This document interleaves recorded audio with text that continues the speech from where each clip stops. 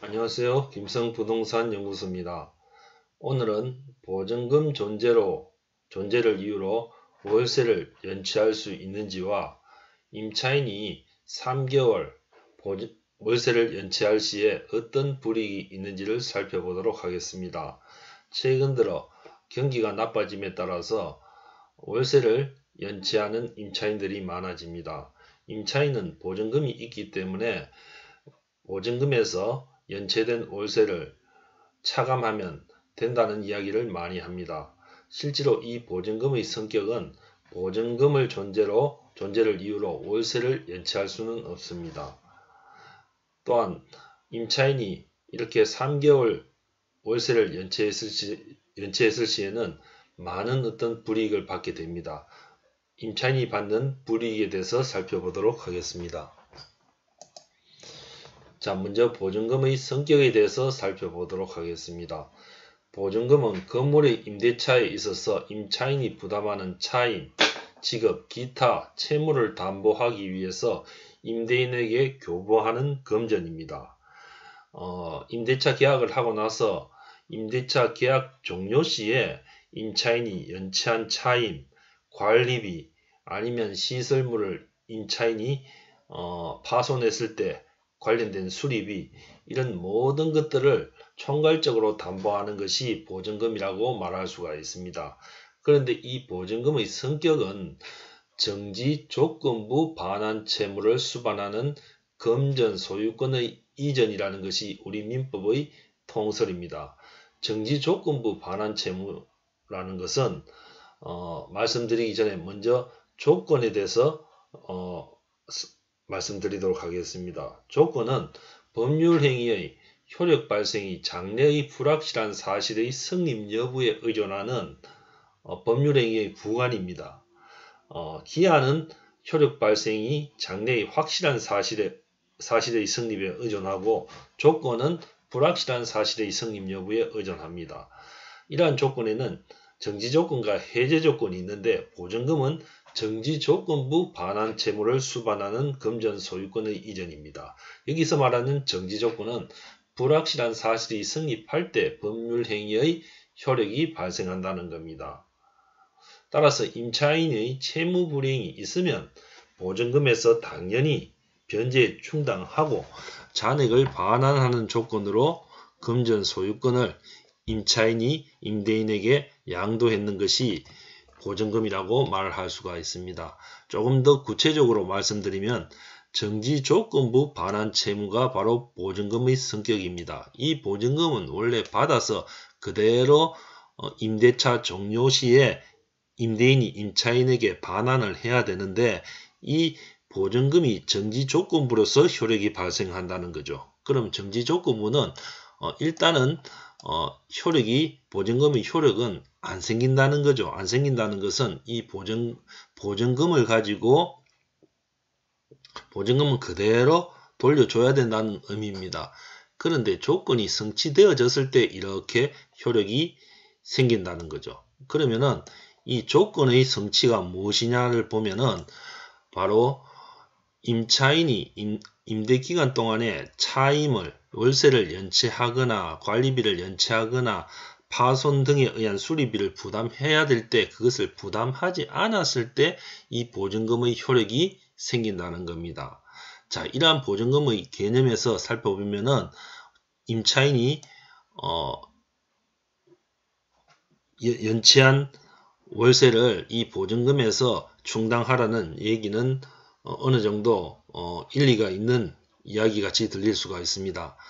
그러나 우리 민법의 판례를 한번 살펴보면은 보증금이 존재한다는 이유로 월세를 연체할 수는 없다고 제시되어지고 있습니다. 자, 대법원 2016년 11월 25일 판례를 한번 살펴보도록 하겠습니다.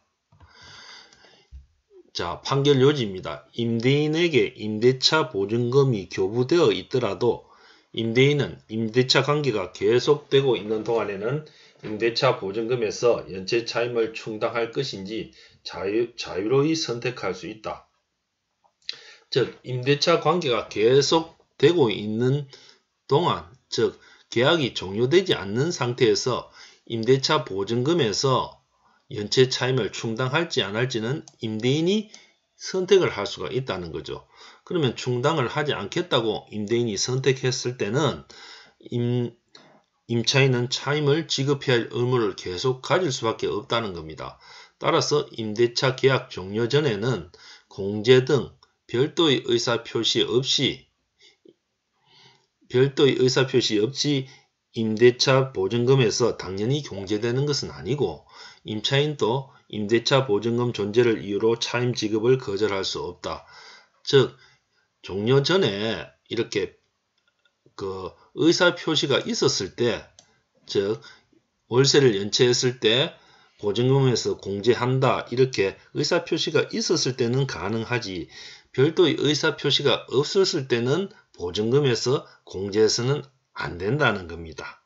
따라서 임차인도 임대차 보증금의 존재, 보증금이 있기 때문에 여기서 차임을, 내가 연체한 차임을 까라, 차임을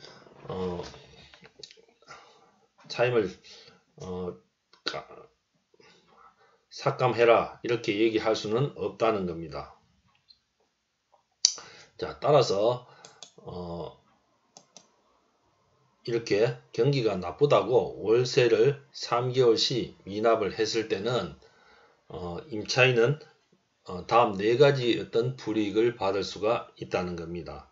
첫 번째, 임대인은 즉시 계약 해지가 가능하다는 겁니다. 여기서 즉시 계약 해지는 임대인이 3개월, 즉 임차인이 3개월의 미납 상태에 있을 때 최고를 하고 그 최고 후에 해지가 가능하다는 겁니다. 우리가 계약을 해지하기 전에는 계약을 해지하겠다 하는 것을 알리는 법률 행위가 최고죠. 그죠? 이 최고는 상당한 기간 동안에 이행을 촉구하는 그런 내용이 최고입니다. 최고 후에도 어떻습니까? 계속 이렇게 이행을 안 했을 때는 계약 해지가 가능하다는 거죠. 그죠? 그런데 3개월이 미납 상태에 있을 때 임대인이 최고를 하고 계약 해지가 가능하다는 겁니다. 여기서 3개월이란 3기분을 말하지 3기분, 다시 말해서 3개월의 금액이 미납되어졌는 것을 말합니다. 예를 들어 설명드리면은 임대료가 100만원이라고 가정했을 때 1개월 미납, 2개월 미납, 3개월 미납되어지면은 300만원이 되겠죠. 그죠? 그럼 300만이 미납되어졌을 때 계약을 해지하겠다 하는 최고를 해야 해지의 어떤 효력이 발생할 수 있다는 겁니다. 그런데 3개월 미납되어져 있다가 일부라도 예를 들어 뭐 한 20만원, 30만원이라도 넣어서 300만원이 되지 않겠죠. 그죠? 임차인이 20만원을 넣었다 하면은 280만원 미납 상태 아닙니까? 그죠? 그럼 이렇게 280만원의 미납 상태에서는 계약 해지가 불가능하다는 거죠. 그래서 임대인이 꼭 알아야 될 것은 3개월 미납되어졌을 때 빠르게 최고를 해야 된다는 겁니다. 추가적인 어떤 임차인의 납입이 없을 때 최고를 해서 계약 해지가 가능하다는 겁니다. 두 번째, 최근 갱신된 임대차 보호법에서 임차인의 계약 갱신 요구권을 10년을 보장하고 있습니다. 그런데 5년에서 10년으로 바뀌었죠. 그죠? 그런데 이렇게 3개월 미납되어지면은 임차인의 계약 갱신 요구권이 박탈되어진다는 겁니다. 이 계약 갱신 요구권 10년의 보장 범위는 본 연구소의 유튜브에 이 내용에 대한 강의가 있습니다. 종료 화면에 링크를 해 드릴 테니까 관심이 있으시면 꼭 한번 시청 부탁드립니다. 세 번째, 권리금 회수 기획의 박탈입니다. 상가임대차보호법, 개정된 상가임대차보호법에서는 임차인이 권리금을 회수받을 수 있는 기회를 아주 엄격하게 보호를 하고 있습니다. 그런데 임차인이 월세 3개월을 미납했을 때는 이 권리금 자체를 보호받지 못한다는 겁니다. 권리금 회수 기회 규정과 같은 보호 규정에 대한 내용도 역시 종료 화면에 링크를 해드리도록 하겠습니다.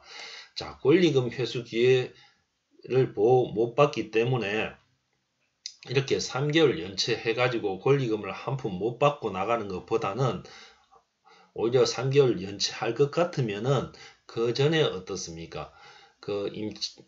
빠르게 권리금을 받고 나갈 수 있도록 임대인과 협의를 해서 권리금을 받고 나가는 것이 훨씬 더 어떻습니까? 나은 해결책일 수도 있을 것입니다. 그래서 이렇게 3개월 미납에 의해서 권리금 회수 기회가 박탈되어지는 이러한 어떤 실수를 임차인이 범해서는 안 될 것이라고 생각합니다. 네 번째, 임차인의 연체이자 부담입니다. 월세를 3개월 미납했을 때는 임차인은 임대인에게 연체이자를 부담해야 됩니다. 따라서 임대인은 연체이자를 계산해서 임차인에게 청구를 할 수가 있습니다. 그렇지만 사실은 어떻습니까? 나가는 입장에서 임대인이 이렇게 얼마 되지 않는 연체이자까지 차감해서 보증금을 돌려주는 그런 경우는 잘 없습니다. 그렇지만은 임대인이 어떻습니까? 법정 연체이자는 받을 수 있다는 것을 말씀드리겠습니다. 연체이자 계산과 월세 미납 시 임대인 대처법은 또 별도로 유튜브 강의가 되어져 있습니다. 이 부분까지 종로 화면에 링크를 해드리겠습니다. 자, 오늘 강의는 이걸로 마치도록 하겠습니다. 감사합니다.